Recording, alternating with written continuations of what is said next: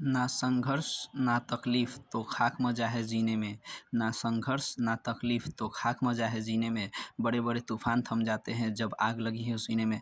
तो स्वागत है आपका और मेरे अपने यूट्यूब चैनल पे। तो आज हम लोग शुरू करने जा रहे हैं फिर से केमिस्ट्री का वीवीआई ऑब्जेक्टिव क्वेश्चन, ठीक है। तो अम्ल क्षार लवण का पार्ट 4 आज हम लोग कराने वाले हैं, ठीक है। अम्ल क्षार लवण का पार्ट 4 आज होगा, ठीक है। तो ये है पहला क्वेश्चन, अम्ल और क्षार आपस में अभिक्रिया करके क्या बनाते हैं। तो ध्यान रखिएगा, अम्ल और क्षार आपस में अभिक्रिया करके लवण और जल बनाते हैं। क्या बनाते हैं? लवण और जल बनाते हैं। अगर ऑप्शन में सिर्फ लवण हो तो लवण मारिएगा, ठीक है। ठीक है, अम्ल और क्षार आपस में अभिक्रिया करके क्या बनाते हैं? लवण और जल बनाते हैं, ठीक है। खड़िया यानी कि चौक, जो हम लोग ब्लैक बोर्ड पर यूज करते हैं ना लिखने के लिए, वही खड़िया चौक का रासायनिक सूत्र क्या होता है? केमिकल फार्मूला बहुत जरूरी होता है, तो याद रखिए कैल्शियम कार्बोनेट, ठीक है। वो खड़िया चौक जो होता है वो कैल्शियम कार्बोनेट का होता है, ठीक है। CaCO3, ठीक है। दांत साफ करने में दंत मंजन में प्रयुक्त होता है, ठीक है। दांत साफ करने में दंत मंजन जो टूथपेस्ट होता है उसमें क्या होता है, उस पर क्या प्रयुक्त होता है? तो क्षारीय होता है, ठीक है। अम्ल वर्षा का पीएच मान पूछ ले तो आप बोल दीजिएगा 5.6। अम्ल वर्षा का पीएच मान अगर कोई पूछ लिया तो क्या बोलिएगा? 5.6 से कम। क्या? 5.6 से कम, 5.6 नहीं, 5.6 से कम। अगर सोडियम कार्बोनेट का अणुसूत्र पूछ लिया, सोडियम कार्बोनेट का अणुसूत्र पूछ लिया तो क्या बोलिएगा? Na2CO3, Na2CO3, ठीक है। वही Na2CO3 जिसमें 10H2O लगता है तो वो हो जाता है धुआं सोडा, ठीक है। यानी कि सोडियम कार्बोनेट का अणुसूत्र पूछ लिया तो क्या बोलिएगा? Na2CO3, ठीक है। अब देखिए, अब वो तो था धुआं सोडा, अब देखिए बेकिंग सोडा, ठीक है। तो Na2CO3 पे नहीं मार दीजिएगा, ठीक है। 10H2O ये वाला तो धुआं सोडा हो जाएगा। ये है आपका NaHCO3, ठीक है। NaHCO3 ये है बेकिंग सोडा, ठीक है। बेकिंग सोडा का रासायनिक सूत्र पूछे तो NaHCO3, अगर धुआं सोडा का रासायनिक सूत्र बोले तो Na2CO3 इंटू 10H2O, ठीक है। ध्यान रखिएगा, धुआं का धोने का सोडा का रासायनिक नाम क्या होता है, ठीक है। रासायनिक सूत्र था वो, अगर नाम पूछ लिए तो वही बोलिएगा कि सोडियम कार्बोनेट। ये तो सोडियम कार्बोनेट है ना, और ये 10H2O यानी कि डेकाहाइड्रेट, क्या बोलिएगा? डेकाहाइड्रेट। अगर पूछे कोई कि धोने का सोडा का रासायनिक नाम क्या है तो सोडियम कार्बोनेट डेकाहाइड्रेट।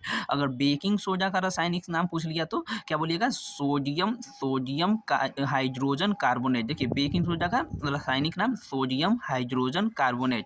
इसी का अन्य नाम क्या होता है? तो सोडियम बाइकार्बोनेट। तो ऑप्शन में देख लीजिएगा, दोनों में से जो होगा वही मारिएगा। बेकिंग सोडा का रासायनिक नाम क्या है? तो सोडियम हाइड्रोजन कार्बोनेट या सोडियम बाइकार्बोनेट, ठीक है।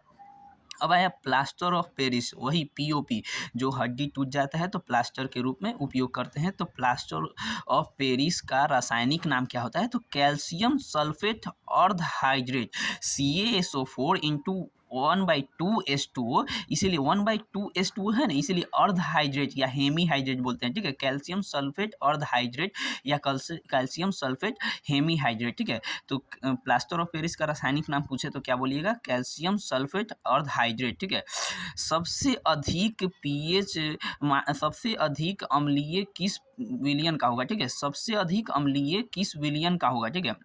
मतलब किस पीएच मान का सबसे अधिक विलियन होगा, ठीक है। मतलब सबसे अधिक अम्लीय होगा। देखिए अम्लीय कौन होता है? जो 7 से कम होता है, और 7 से अधिक वाले को क्षारीय बोलते हैं। 7 से जितना कम होगा उतना ज़्यादा अम्लीय होगा, ठीक है। 7 से जितना कम होगा वो उतना ज़्यादा अम्लीय होगा। ये पीएच मान बहुत कम है 7 से, तो ये सबसे अधिक अम्लीय यही होगा। अगर क्षारीय में पूछ लिया तो आप लोग बोलिएगा कि pH 10, क्योंकि ये 7 से अधिक है, ठीक है। यहाँ पे क्वेश्चन बोला है सबसे अधिक अम्लीय किस विलियन का होगा, तो pH मान 1, ठीक है।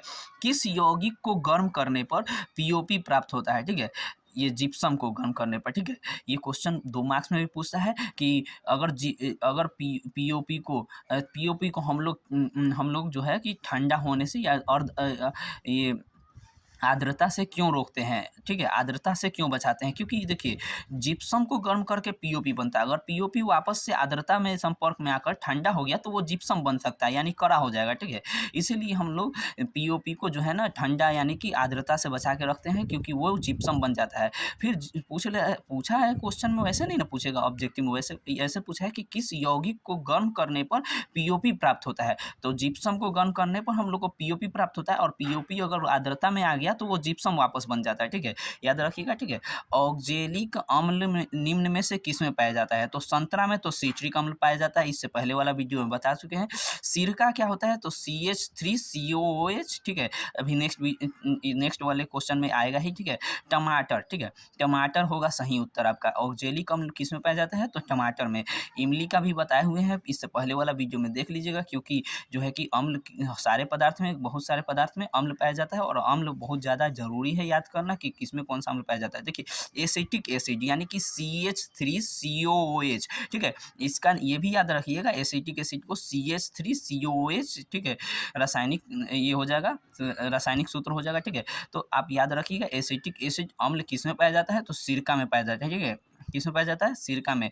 बैटरी अम्ल बैटरी अम्ल कौन सा होता है? तो H2SO4 सल्फ्यूरिक एसिड। दही में कौन सा अम्ल पाया जाता है? तो लैक्टिक अम्ल पाया जाता है, इससे पहले वाला वीडियो में हम बता चुके हैं। तो आज तो ये पार्ट 4 था अम्ल क्षार लवण का, इससे पहले पार्ट 1, पार्ट 2, पार्ट 3 करा चुके हैं, और ये पार्ट 4 लास्ट था। तो कैसा लगा हमारा ये पार्ट 4 तक का आपका मेरे साथ सफ़र अम्ल क्षार लवण का? बताइएगा ज़रूर कमेंट में। और फिर आपको मिलते हैं एक नया अध्याय लेकर, केमिस्ट्री का VVI ऑब्जेक्टिव क्वेश्चन और अन्य भी सब्जेक्ट का, जो बिहार बोर्ड क्लास 10th में आने वाला है, ठीक है। तो आप लोग ऐसे ही चैनल को प्यार देते रहिए, मिलते हैं नेक्स्ट वीडियो में।